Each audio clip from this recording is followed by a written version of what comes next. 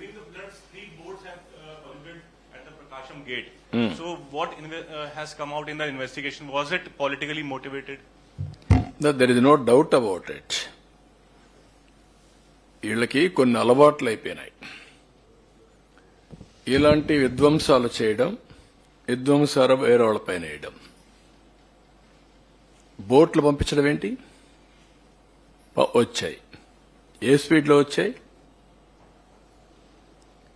ఒక velocity 11,30,000 40,000 water పోయినప్పుడు ఎంత వెలాసిటీ వస్తుందో మీరు గుర్తుపెట్టుకోవాలి. ఆ వెలాసిటీలో 40 టన్నుల బోట్ వచ్చి ఏవైతే అక్కడ సపోర్టింగ్ ఉన్నాయో దాన్ని హిట్ చేసే పరిస్థితి. కాలం హిట్ కావాలి, ప్రాజెక్ట్ డ్యామేజ్ కావాలి. కానీ ప్రాజెక్ట్ డ్యామేజ్ కాలేదు. ఎందుకు?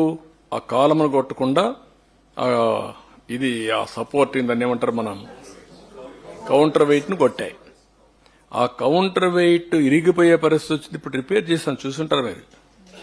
What is this? అవి తీస్తే రాలేదు.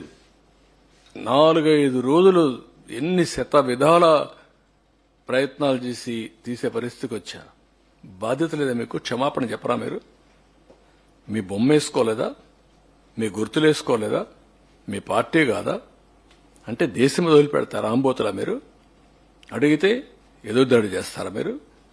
అంటే మీ బోట్లు మీరు పంపించి ఆంబోతుల మారిగా తయారై ఒక ఎంత డేంజర్ అండి అది.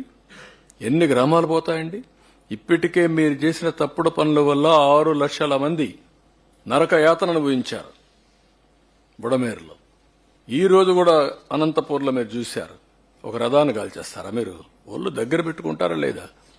చెప్పా, ఎవ్రీవేర్ కెమెరాలు పెట్టమన్నాడు. మక్కలు ఇరగొట్టిచ్చేస్తా. Be careful. Law and order గాని క్రియేట్ చేశారో, ఇంట్లో నుంచి బయట వచ్చి ఎక్కడ చిన్న వైలెన్స్ జరిగినా నెక్స్ట్ 1 సెకండ్ లో మీ చొక్కా పట్టుకునే పరిస్థితి వస్తుంది. That is the mechanism I'm establishing. We're not inefficient. Yes, will arrest. ఇదే కాదు, ఇవన్నీ అరెస్ట్ చేశాం. ఈ రోజు కూడా అక్కడ అరెస్ట్ చేశారు. ఎవడు తప్పు చేసినా, ఎవడు తోక తప్పినా, ఎవడు ఈ రాష్ట్రంలో నేరాలు క్రియేట్ చేయాలనుకున్నా అదే చివరి రోజు మీకు. I'm very clear on that. ఎవడైనా సరే ఒకవేళ సవాలుగా తీసుకుంటారా, నేను చేసి చూపిస్తా మీకు. నాకు కావాల్సింది ప్రజల ప్రాణాలు కాపాడాలి, ఆస్తులు కాపాడాలి, లా అండ్ ఆర్డర్ కాపాడాలి, శాంతి భద్రతల పరిరక్షణ నా ధ్యేయం. దాన్ని వైలేట్ చేయాలని మీ క్రిమినల్ చరిత్రతో మీరు వస్తే మాత్రం కబద్దార్ జాగ్రత్తగా ఉండండి. ఒక్కడిని వదిలిపెట్టను.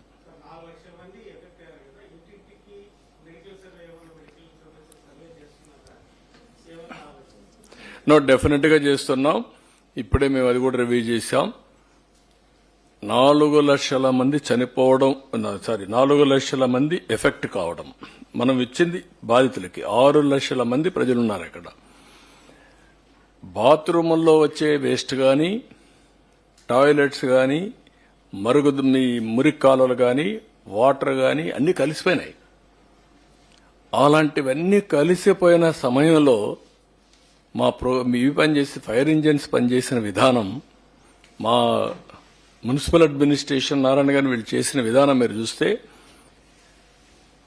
వార్ ఫుటింగ్ లో అవన్నీ క్లీన్ చేసి వాటర్ పెట్టి బ్లీచింగ్ వేసి ఎక్కడ కూడా డిసీజులు ఒక్కటి కూడా అవుట్ బరస్ట్ కాలేదంటే దట్ ఈస్ ది చొరవ వాళ్ళు తీసుకునింది.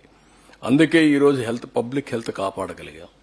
నేను కూడా భయపడ్డాను, మా వాళ్ళకి చెప్పాను, మీరేం చేస్తారో తెలియదు, నేషనల్ వైడ్ గా తెప్పించండి, బెస్ట్ ప్రాక్టీస్ తెప్పించమంటే అవన్నీ కూడా తెప్పించాం. ఆ డ్రోన్స్ తిప్పి మొత్తం గార్బేజ్ అంతా లిఫ్ట్ చేశాం.